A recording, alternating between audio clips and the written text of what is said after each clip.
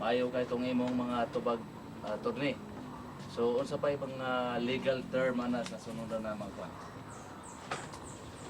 Katong atong panawagan na Brother Labacar sa opisina ni Mayor Duterte sa Department of Social Welfare and Development, sa atong kapulisan, sa Bantay Bata, na atong mga kahigalaan din sa Davao.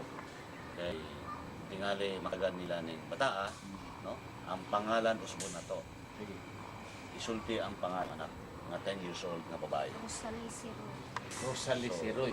Si Roy, no?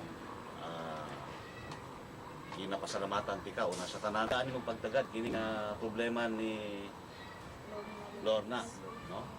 Kay daghang problema sa atong sosyedad, no?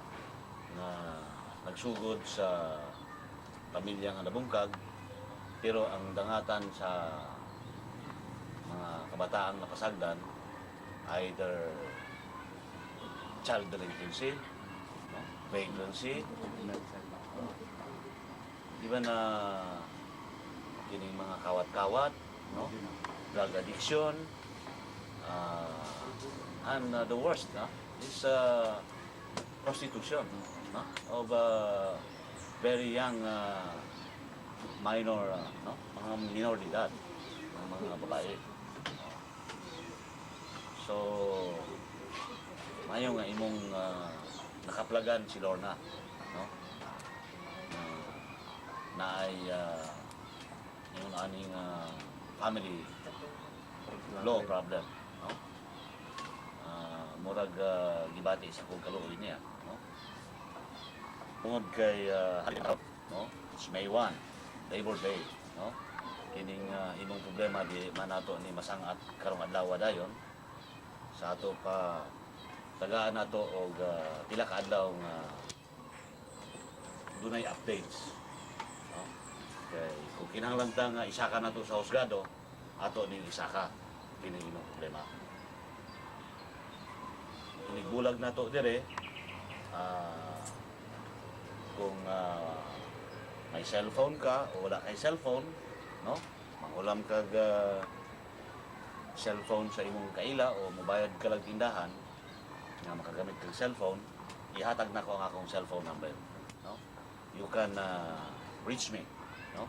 Through my cellphone number, 0922-816-0026, any time of the day or any time of the night, no? Mas dali ang magka-kontakay para nga kung kinahanglan tang magkita, kung asa man kung katita din sa Davao nimo maabdan, mag-istorya ta usab.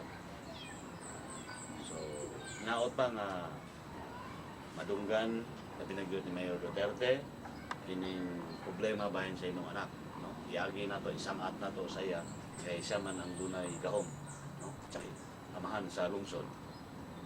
Pwede niyang tagaan o instruction ang mga departamento, no?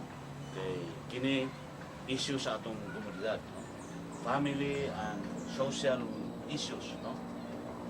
Kay kinahanglan nga matagaan ang pagtagad sa atong gobyerno, sa nagkalain-laing sektor sa atong lugar. Kay kung kining imong anak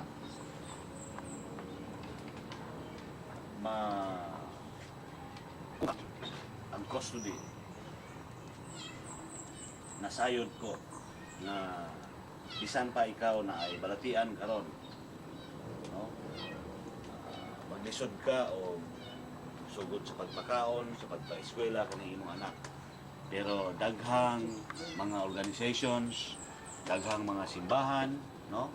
Religious communities, religious organizations, non-government organizations, people's organizations, nga doon na sila yung mga maayong programa aron nga matabangan kaning mga family and social issues. So, karon magsugod ta o legal nga pamaagi administrative nga paagi para nga kining imong anak sayra nimo kung unsay kahimtang ang imong kagool mabawasan na para nga ang imong lawas ang imong ibati nga sakit karon mao nalay tagaan o pagtagad sa uban pang mga agencies of government na makatabang nimo. So Brother Lamakar, tingali pinaagi kang Lorna, no? Karong adlaw. Kadtong na ay mga problema Maukay ba, okay? maukay, no? Uban. Idangop lang nila sa imo. Sige, pagpasalamat ron sa tanan sa Beautiful Heart Foundation. Salamat. So, bueno mga kaigsunan, kini nga itong programa Beautiful Heart Foundation nabagan sa ang kahayag. Ayaw mo kanon unsay mga problema diya. Kay sa legal, nata doktor, nata si Dr. So kining ubos nga lagad, Albert Labagar magingon. Praise the Lord. Hallelujah.